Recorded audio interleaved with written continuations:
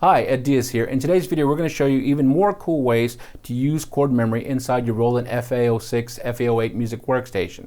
So in the previous video, we showed you how to, gave you the basic introduction to chord memory. Then we show you how to layer a couple of tones using chord memory so you can have a big sound just using one finger and chord memory.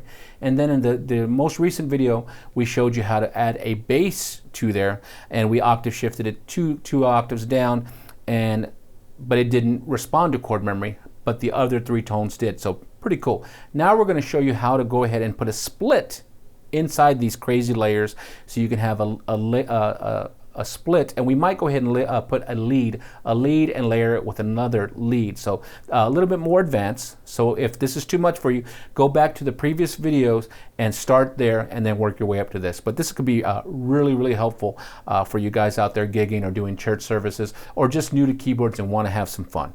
All right, so let's begin. First off, I'm going to begin by using that sound that we created in the last video, the EP Vox string bass chord memory. So it sounds something like this, just for review.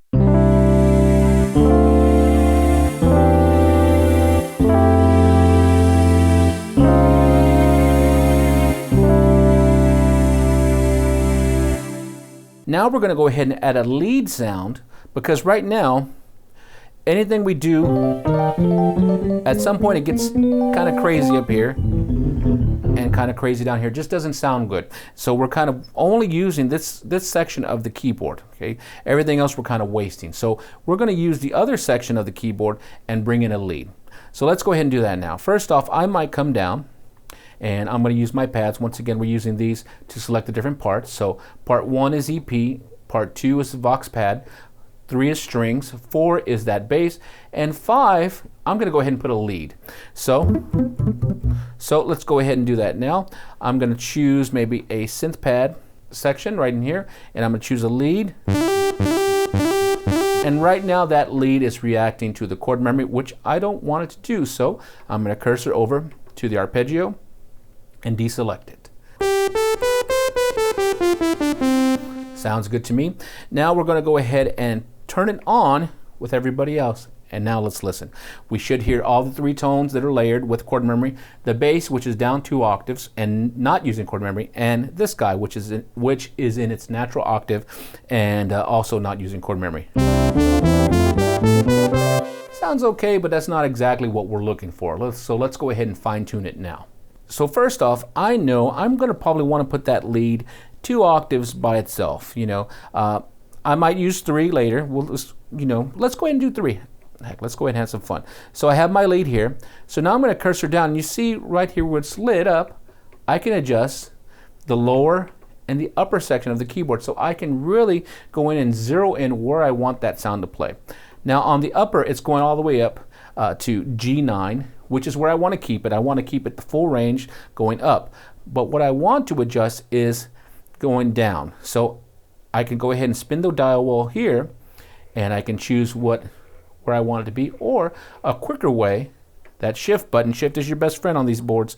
So I'm going to go ahead and put it, let's say right here. Okay, so now let's listen to that lead. It's only going to work. See how it went? So we have it at that F4, so that's great. Now let's adjust those other instruments. So on those, let's go back to number 1, and I'm going to adjust the upper, because I want them to play the full lower but not the upper side of the keyboard, because that's where my lead is. So once again, I could use the dial wheel, but for speed purposes, press and hold that shift button, and let's put it at the neighboring note where the lead is. So I'm going to do this for all of my tones. So now, oh, I forgot the bass. Here we go. There's the bass. So now,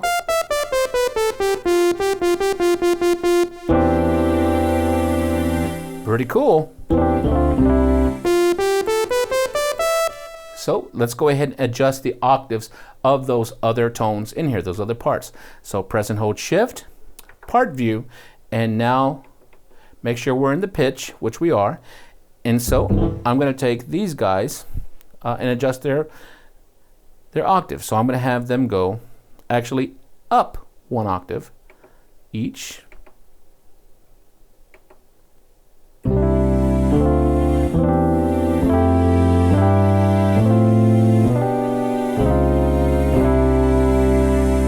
Pretty cool. I might go ahead and let's have them up 2 octaves. So that's going to make it sound very comfortable down here. And that bass, notice, he's in his natural octave. So it's at 0.